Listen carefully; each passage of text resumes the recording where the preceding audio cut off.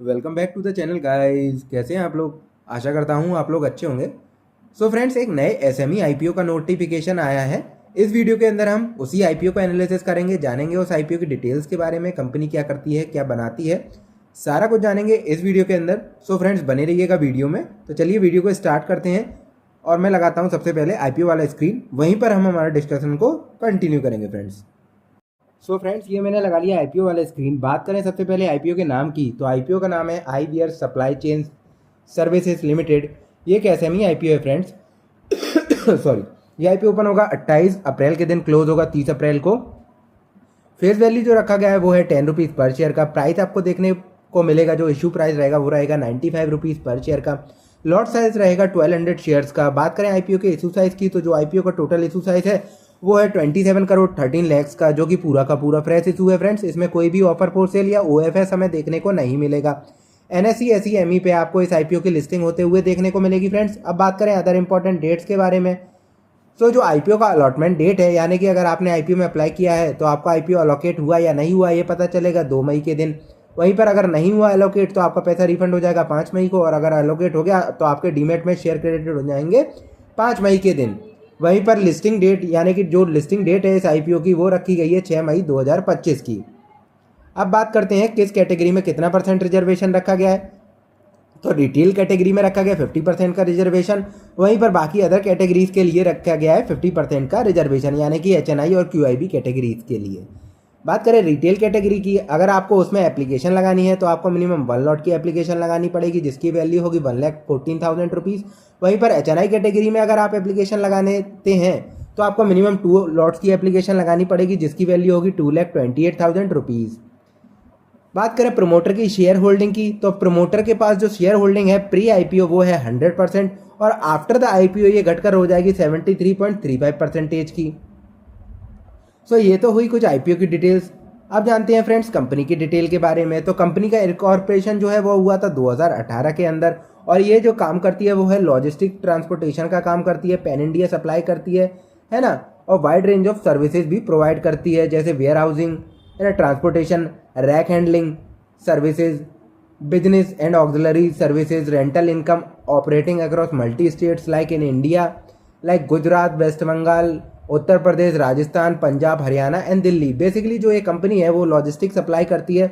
Where housing, जैसे किसी को सामान रखना हो तो कैरी फॉरवर्डिंग एजेंट्स जो होते हैं ना, जैसे किसी के यहाँ से सामान आया तो वेयर हाउस में रख दिया और फिर वहाँ से अगले अपनी डेस्टिनेशन की तरफ सामान निकल गया। रैक हैंडलिंग मतलब रैक्स में सामान को अरेंज करना, है ना। बिजनेस ऑक्सिलरी, रेंटल इनकम भी प्रोवाइड करती है, मतलब रेंट स्पेसेस भी प्रोवाइड करती है अक्रॉस वेस्ट बंगाल वगैरह, गुजरात, उत्तर प्रदेश वगैरह में इनके काम चलते हैं, है ना। कंपनी ऑफर जो करती है अपनी सर्विसेज, वो अभी मैंने बताया गुजरात, वेस्ट बंगाल, उत्तर प्रदेश, राजस्थान, ये अक्रॉस यहाँ पे इनकी काफ़ी अच्छा नेटवर्क है, और यहाँ पे ये अपनी डिलीवरी या सर्विसेज बोल सकते हैं उनको प्रोवाइड करती है ना। और इनका जो प्लान है 15 व्हीकल और ग्रो करने का बाय 2022, है ना, टू 47 व्हीकल्स, मतलब 2022 से 2025 में ये 47 व्हीकल्स और ऐड कर लेंगे। अभी इनके पास 15 है ना। 15 यूनिट जो है वो 22 फीट ओपन बॉडी हैं, ट्रक्स हैं, एंड रिमेनिंग 32 फीट्स के कंटेनर हैं इनके पास। FMCG, pharmaceutical, retail and e commerce industry को ये अपना सर्विसेज प्रोवाइड करती है कंपनी, है ना फ्रेंड्स। तो काफ़ी वाइड रेंज ऑफ सर्विसेज देती है कंपनी। पैन इंडिया सर्विस भी प्रोवाइड करती है, डाइवर्स सर्विस देती है, स्ट्रॉन्ग फ्लीट इंफ्रास्ट्रक्चर है, इंडस्ट्री एक्सपर्ट्स हैं, और जो भी इनका गवर्नमेंट का पॉलिसी होती है वो सारी लाइनअप है इनकी, है ना फ्रेंड्स। तो ये हुई कंपनी की डिटेल्स। अब जानते हैं फ्रेंड्स कि कंपनी के फाइनेंशियल क्या बोल रहे हैं। कंपनी का काम तो अच्छा है, पर कंपनी कुछ कमा भी रही है या नहीं कमा रही है। तो फ्रेंड्स, ये मैंने लगा लिए हैं कंपनी के फाइनेंशियल। जो भी फिगर आपको स्क्रीन पर दिख रहे हैं सारे इन करोड्स हैं फ्रेंड। बात करें एसेट की, तो एसेट कंटिन्यूसली ग्रोइंग स्टेज में है। करंट फाइनेंशियल 2025 में भी है, मतलब 31 मार्च 2025 जो हमारा फाइनेंशियल ईयर 25 था उसमें भी अच्छा खासा 56 करोड़ का एसेट इन्हें मेंटेन करके रखा हुआ है। वहीं पर बात करें रेवेन्यू की, तो रेवेन्यू में इनका जो ईयर ऑन ईयर बेसिस पे 58 करोड़ से बढ़कर ये 86 करोड़ हो गया, यानी कि हमें इसके जो रेवेन्यू है उसमें 47% का ग्रोथ होते हुए देखने को मिल रहा है। वहीं पर जो बात करें प्रॉफिट आफ्टर टैक्स की, तो उसमें 92% का हमें जंप देखने को मिल रहा है ना। तो बात करें कंपनी की बोरोइंग्स की, तो करंट फाइनेंशियल जो निकल गया ईयर, उसमें इनके पास 29 करोड़ 74 लैक्स की बोरोइंग है। तो इसका हमें एक बार debt to equity ratio check करना पड़ेगा, तभी हम किसी नतीजे पर पहुंचेंगे। तो चलिए डायरेक्टली चलते हैं कि अदर KPI इंडिकेटर की तरफ और वहाँ पे नज़र मारते हैं इसके डेट टू इक्विटी रेशियो पे। सो फ्रेंड्स ये मैंने लगा लिया अदर KPI इंडिकेटर। बात करें इसके डेट टू इक्विटी रेशियो की तो वो है 1.84, थोड़ा सा हाइयर साइड है फ्रेंड, है ना। वहीं पर बात करें पैट मार्जिन की तो वो है 9.34 का, ठीक है, थोड़ा कम है। प्राइस टू बुक वैल्यू ठीक है, 4.61 का है। बात करें पी रेशियो की तो 9.31 का है। वहीं पर बात करें आफ्टर द IPO ये बढ़कर हो जाएगा इनका पी 12.69 का, ठीक है। इतना भी ज़्यादा कुछ ठीक वैल्यूएशन पे कंपनी का IPO आ रहा है इसका, है ना। कुछ इतना हाई वैल्यूएशन पे ये लोग नहीं लेके आ रहे हैं, अच्छे खासे वैल्यूएशन पे कंपनी के IPO को लेके आ रहे हैं फ्रेंड्स, है ना। तो चलिए एक बार नज़र मारते हैं क्या GMP अभी इस IPO का चल रहा है, कुछ ट्रेड होना चालू भी हुआ GMP में कि अभी भी जीरो ही दिख रहा है। सो फ्रेंड्स ये मैंने लगा लिया GMP वाला पेज। अभी इसके GMP में कोई भी ट्रेड होता हुआ हमें देखने को नहीं मिल रहा है। अभी इसका GMP जो है वो जीरो है ना, कोई भी ट्रेड नहीं हुआ है अभी स्टार्ट। सो फ्रेंड्स आते हैं हमारे फाइनल क्वेश्चन पे। तो देखिए फ्रेंड्स, पहले बात करें इसके पॉजिटिव पॉइंट की तो इसके रेवेन्यू में 47% का ग्रोथ है, प्रॉफिट आफ्टर टैक्स में 92% का ग्रोथ है। अब आते हैं नेगेटिव पॉइंट्स पे। एक पॉजिटिव पॉइंट और है, ऑफर फॉर सेल कोई भी नहीं है कंपनी के अंदर, है ना। बात करें अब इसके नेगेटिव पॉइंट्स की तो इसके बाद जो डेट टू इक्विटी रेशियो है वो काफ़ी ज़्यादा है, 1.84 का है। पैट मार्जिन जो है इनका 9.34 का है, ये थोड़ा सा कम है। तो जो नेगेटिव पॉइंट मेरे को लगे वो 2 लगे और पॉजिटिव पॉइंट जो लगे 3 लगे।